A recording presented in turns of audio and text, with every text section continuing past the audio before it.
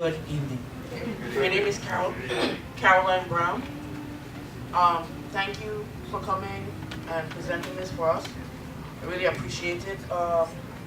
What I would say to you all is, all this is well and good, and the coral actually represent our state of being here in the Virgin Islands, because we depend on the ocean water for our livelihoods, our recreation, for people to come down and visit with us. And unfortunately, because of, I feel, lack of enforcement for very many things, we're having this terrible issue. On the Virgin Islands tourism website, St. Thomas is described as, though it's only 32 square miles in size, St. Thomas has 1,000,000 miles worth of things to do. Go shopping and sailing, snorkeling and sightseeing, or diving and dining. Enjoy the island's world-renowned golf course, picture-perfect beaches, and spectacular nightlife. The gentleman was showing y'all a picture. So magnify that by the majority of the beaches that we swim in.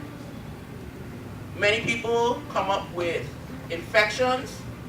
They have no clue that they get them from that water, from the runoff, from the sewage, from all of that. I feel that our system is really based on favoritism, and only certain things get looked at. The Japanese are trawling 3 miles off of our borders, and when they come through, they drag up every single thing on the seafloor. We have no protection against that. Nobody, not even NOAA, not the US government, no one. We have no protections. And I'm saying, I'm straight from my testimony, but I'll submit it. I'm saying that since the federal government is in charge of DPNR and EPA and all of this is where they get their funding from, then y'all need to demand some sort of accountability. And beyond demanding accountability, we the public have to be involved, because the agencies representing people who, when we call your offices, you say, you need to go speak to DPNR, or you need to speak to EPA, or you need to go to legal counsel, we get nowhere, because there's too much money caught up in this. And if you can look around the Virgin Islands in the water, you see the water that man just show you. Would you swim in that water? Would you drink in that water?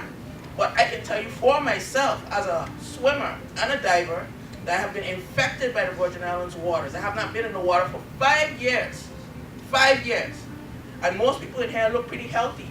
But you don't know, in that fecal coliform bacteria, what else is in there. And if that's the only thing that they're testing for, then we're in some serious problems. So you're talking about epidemics. The government sue EPA, sue all of these agencies for their lack of oversight. I probably would not get anywhere because I'm a Virgin Islander. But if a tourist came and could track their illness and their sickness and had to have their foot amputated because they got something in our waters, then it would be plastered all over CNN and all over MSNBC and all of these things. So I think that maybe y'all need to focus on the things under your jurisdiction as opposed to all over the world. I know that's a great kumbaya moment and all of that, but we need some serious help. And I'm telling you, right, I don't know if you've ever been to Pokey Point. That is my favorite beach. I have not been there for 5 years because I have gotten sick there. So sick that I have not been able to return to the water. And so for me, it's like, you know, my hand or my leg is cut off, because swimming is part of my life, diving is part of my life. But just like the fishermen, they make their living, the divers, the scuba divers. Why is Atlantis not here? The reef out there by West Indian Company is dead. There's no fish, there's nothing. And most of us who don't swim don't know this. But if you ask them, they will tell you. Thank you.